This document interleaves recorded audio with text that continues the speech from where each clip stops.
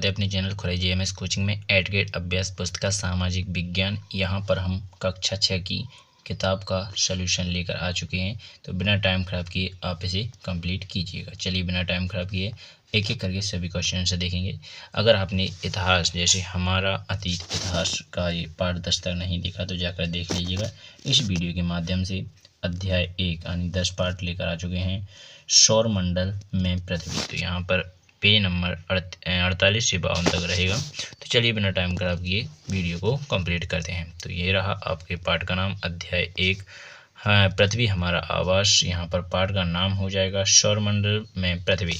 तो सबसे पहले क्वेश्चन में आपसे पूछा गया है, बुध शुक्र सूर्य की एक परिक्रमा पूरी करता है। जो बुध ग्रह है वो सूर्य की परिक्रमा पूरी करता है कितने दिनों में? तो यहाँ पर आपका राइट आंसर हो जाएगा बी 88 दिन में। इसके बाद क्वेश्चन नंबर दूसरा देखेंगे, पृथ्वी का उपग्रह है। तो यहाँ पर पृथ्वी का जो उपग्रह है वो चंद्रमा हो जाएगा। इसके बाद देखते हैं क्वेश्चन नंबर 3, पृथ्वी के संबंध में कथन सही नहीं है। तो यहाँ पर पृथ्वी के संबंध में आपका जो कथन है जैसे लिखा हुआ है, आकार में सबसे बड़ा ग्रह है। तो यहाँ पर पृथ्वी सबसे बड़ा नहीं है, बृहस्पति सबसे बड़ा है। इस प्रकार आपका क्वेश्चन आंसर सी राइट आ जाएगा तीसरे का। इसके बाद देखें क्वेश्चन नंबर 4 यानी ऑब्जेक्टिव क्वेश्चन चौथा, तारों के समूहों द्वारा बनाई गई विभिन्न आकृतियां कहलाती हैं। तो यहाँ पर आकाशगंगा, सौरमंडल, नक्षत्र मंडल, यहाँ पर उल्का पिंड। तो यहाँ पर नक्षत्र मंडल इसका राइट आंसर हो जाता है। इसके बाद देखें क्वेश्चन नंबर 5, सूर्य का ताप सबसे ज़्यादा कौन सी ग्रह पर होता है?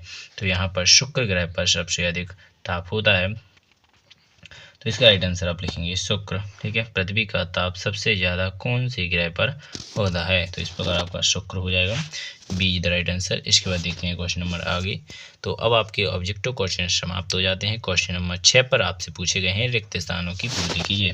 तो पहले खाली स्थान में आपसे पूछा गया है, सूर्य पृथ्वी से लगभग किलोमीटर दूर है। तो यहाँ पर 150 मिलियन किलोमीटर दूर है। इसके बाद क्वेश्चन नंबर दूसरा पॉइंट रहेगा, ध्रुव तारा की सहायता से दिशा पर का पता चलता है। तो उत्तर दिशा का पता चलता है। क्वेश्चन नंबर 3 देखेंगे, ग्रहों का चक्कर उपग्रह लगाते हैं। इसके बाद चौथा रहेगा, सूर्य के निकट का ग्रह बुध है। इसके बाद रहेगा पांचवा, सूर्य एक तारा है। इस प्रकार आपके question answer objective question 6 complete हो जाता है। छठवें का क्वेश्चन ऑब्जेक्टिव वाले खाली स्थान वाले ऑब्जेक्टिव वाले 5 तक कंप्लीट हुए थे। क्वेश्चन नंबर 6 में आपसे पूछा गया था खालिस्तान, वो भी आपने यहाँ पर कंप्लीट कर लिया। अब देखेंगे आप प्रश्न नंबर 6 के बाद 7, खगोलीय पिंड किसे कहते हैं? तो इसका राइट आंसर हो जाएगा सूर्य, चंद्रमा तथा वे सभी वस्तुएं जो रात के समय आसमान में चमकती हैं खगोलीय पिंड कहलाती हैं। इस प्रकार क्वेश्चन नंबर 7 कंप्लीट हो जाता है। अब देखते हैं क्वेश्चन नंबर 8। क्वेश्चन नंबर 8 में आपसे पूछा गया है, प्राचीन समय में लोग रात्रि में दिशा का निर्धारण किसकी सहायता से करते थे? तो यहाँ पर प्राचीन समय में लोग रात्रि के समय दिशा का निराकरण तारों की सहायता से करते थे। इस प्रकार आपका क्वेश्चन आंसर 8 कंप्लीट हो जाता है। अब देखेंगे क्वेश्चन नंबर 9। क्वेश्चन नंबर 9 में आपसे पूछा गया है, चंद्रमा एक सभी छोटी चमकीली वस्तुओं को हम दिन के समय क्यों नहीं देख पाते?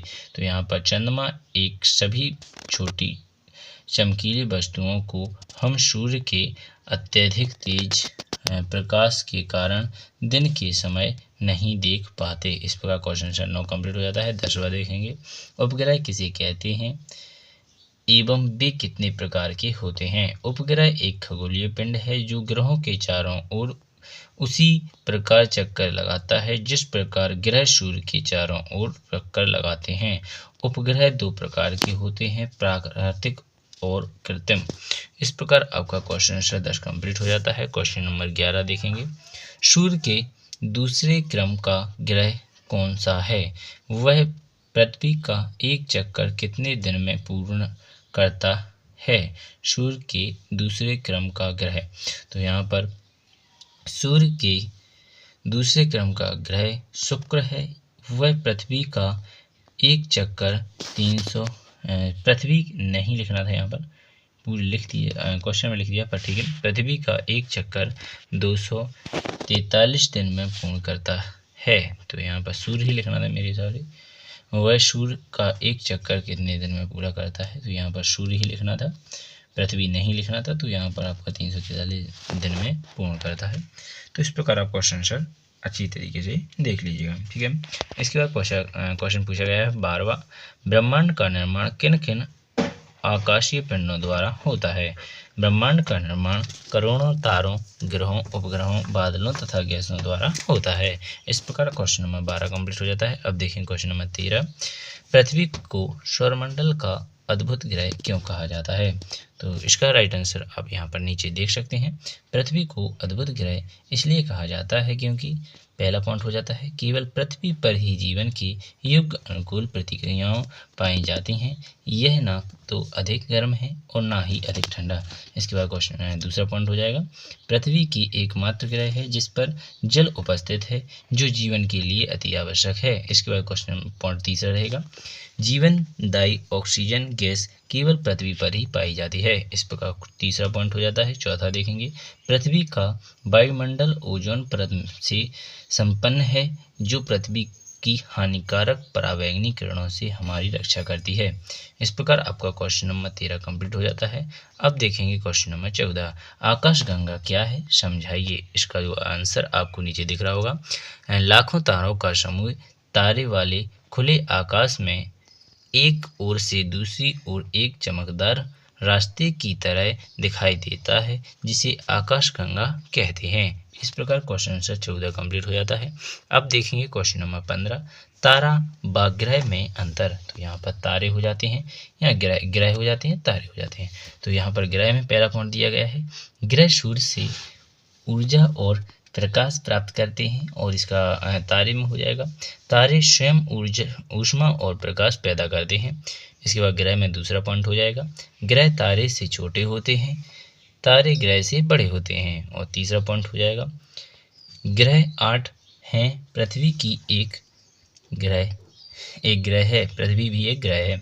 इसके बाद तारे हो जाएंगे, तारे असंख्य हैं, अर्थात सूर्य की एक तारा है, सूर्य भी एक तारा है। इस प्रकार आपका क्वेश्चन आंसर 15 कंप्लीट हो जाता है।